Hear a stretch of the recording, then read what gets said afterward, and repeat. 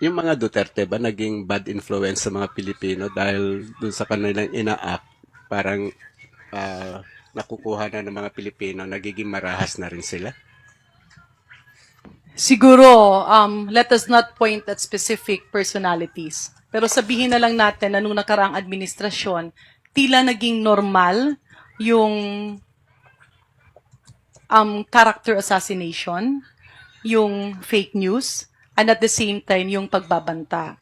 And when this happens, nagkakaroon kasi ng kultura na yung hindi tama ay napapaniwala ang tama. And kaya nga dito sa diskusyon ng impeachment trial, ipinapakita na ang pagbabanta ay mali. Lalo't lalo na ang pagbabanta ay pagpatay sa isang pamilya, isang tao, or kung sino bang opisyal. Ibalik natin. Kung titingnan natin yung nakaraang 3 araw, the video was not refuted.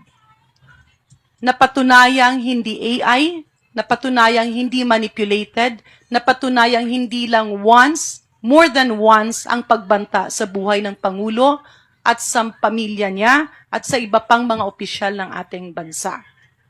Kung hindi natin tutuldukan ang issue na ito, ay aakalain ng mga kabataan na natural lang ang pagbanta ng pagpapatay. Kaya ibalik natin. Siguro, sa pananaw ng iba, normal ito. Pero hindi eh. And no justification. Ang iba sabi, freedom of expression. Nakita natin dun sa defense panel. Ang iba sinasabi nila, hindi eh. Ginalit nyo eh. Naku, nakakatakot yun. Kasi kapag official ka, tapos galitin ka, papatay ka kagad ng tao, that is something that we should not. That is something that we should refute, not only in the impeachment court, but even among the younger generation. Ayaw natin na baka mamaya magalit yung isang bata, isipin niya na kagad, patayin niya yung kanyang kalaro, patayin niya yung kanyang teacher. Pag pumasok ng mall, kinitaan mo, may baril, ay hindi, patayin yung security guard. And andun na nga yung mga pangyayari.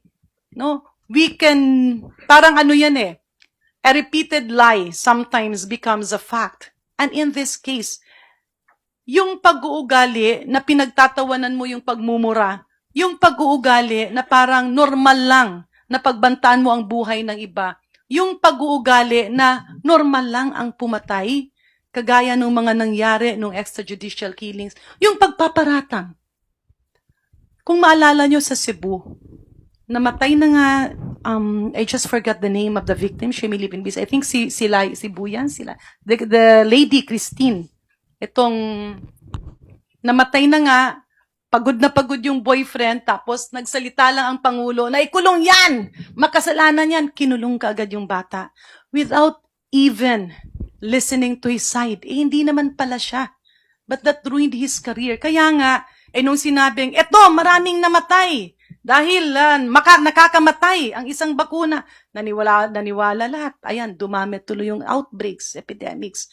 Again, tanggalin natin sa kultura ang pagsisinungaling, ang pagbabanta, at dapat yung mga asal na masama ay ipakita nating masama at huwag tularan ng ating kabataan.